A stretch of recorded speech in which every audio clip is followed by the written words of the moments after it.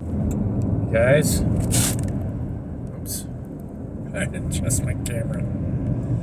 So, I was listening to a podcast about Book of Job, and I'm not quite done with it. I did a couple of videos about Job.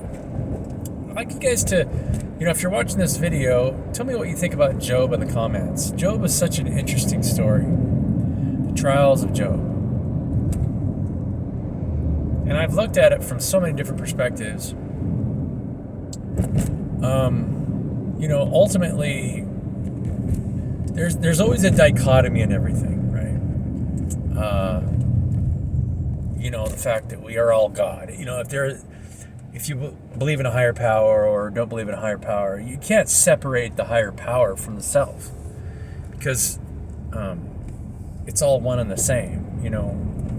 Quantum mechanics is showing that you cannot separate the observer from what is being observed, and that's part of the problem with why people have such a problem with the Book of Job. So I'm just constantly trying to adjust my phone because I'm driving. I'm going to pick up my son from practice.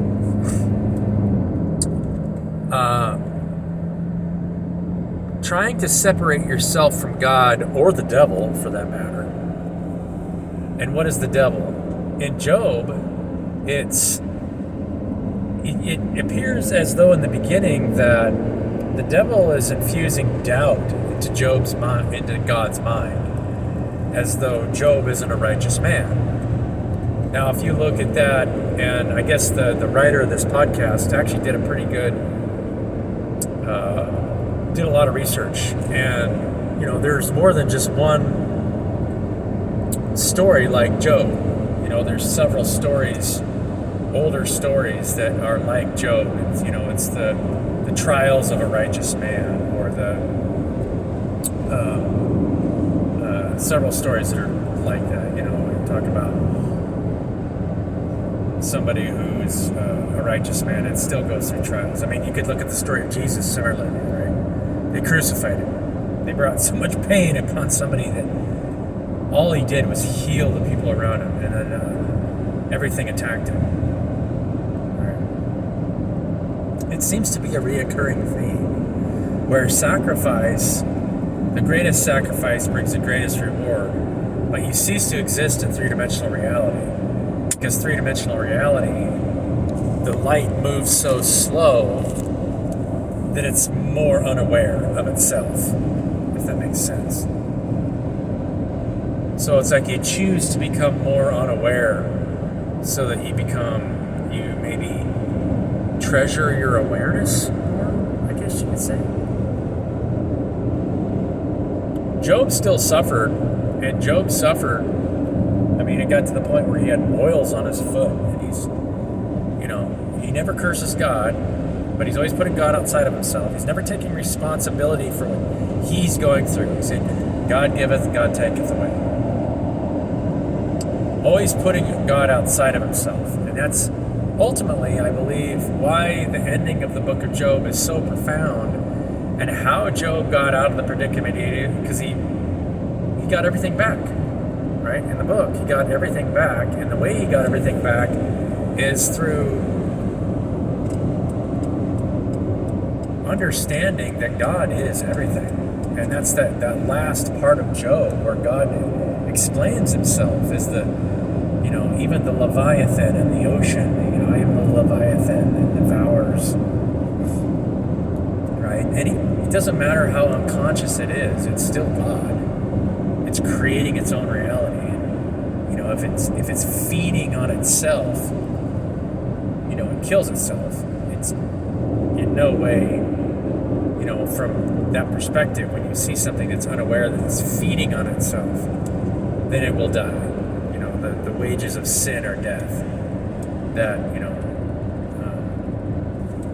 taking from the earth, or if you feed from the soil, then you go back to the soil, which makes sense, right?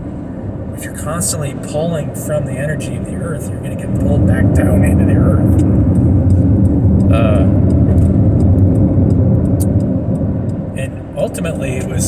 Job's unbelief in himself to create what he wanted to create for himself, right? He was constantly putting his belief in something out there.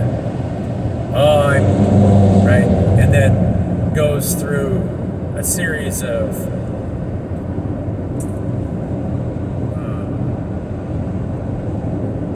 incidences where he has to take responsibility for himself.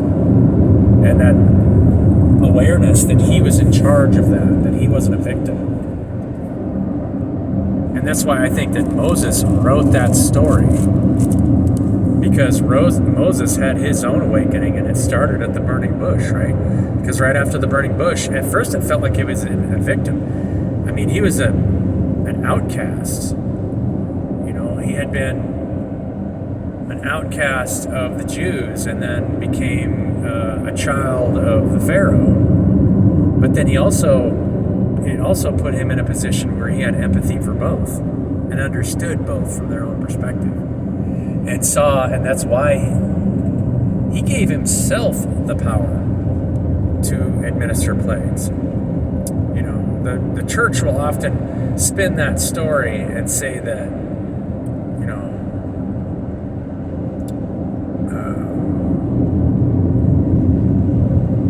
that there was some kind of, you know, power given over to Moses, and in a way it was, but he had to give that to himself. If Moses didn't believe in himself to go free the people of Israel, then he couldn't have done it, right? Who else could have done it but Moses if he didn't believe in himself? If he didn't believe in the power to administer justice, then who's going to do it? And so all of us have the power to administer justice in our own lives. And if I tell you that, and this goes back to what we're going through in reality, that if I don't believe in your and I ability to create what we want to create together, then I don't believe in myself. Because you and I are one and the same. Right?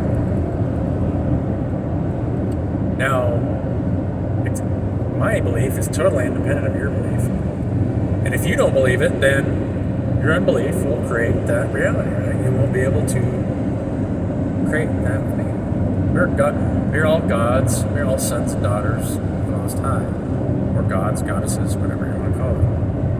Now, if you don't honor it in the right way, it props your ego up, and then it's all sin, and the wages of sin is death. Right? You can accumulate all the exterior wealth you want in this world, but the wages of that are death, right? You'll just die and then be rewarded.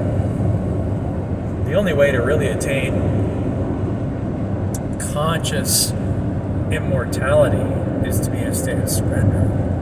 Surrender to the needs around you and slowly let go of your needs. Believe that you can do that. Right? If you don't believe you can do that, then actually that's the only way to overcome any unbelief.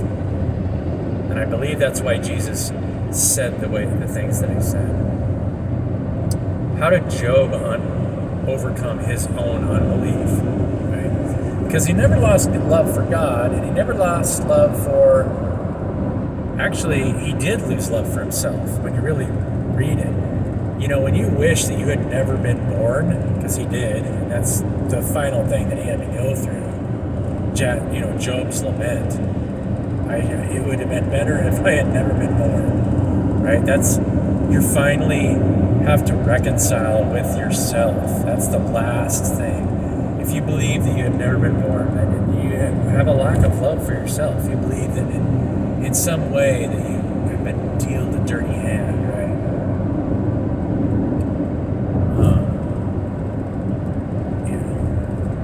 You've got to love yourself. You're worthy of love. We all are.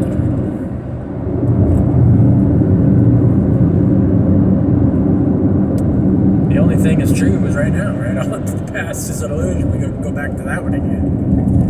But just something for you guys to think about. Let me know in the comments what you guys think of the book of Job, or if you've ever read the book of Job, or just the parable of the righteous man and the suffering of the righteous man. Why does the righteous man suffer?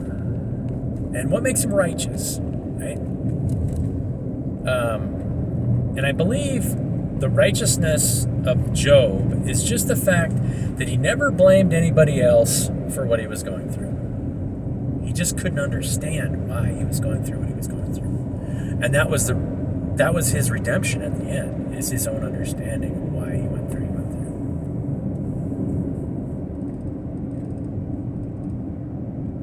through. Love you guys. We'll catch you on the next one. Bye for now.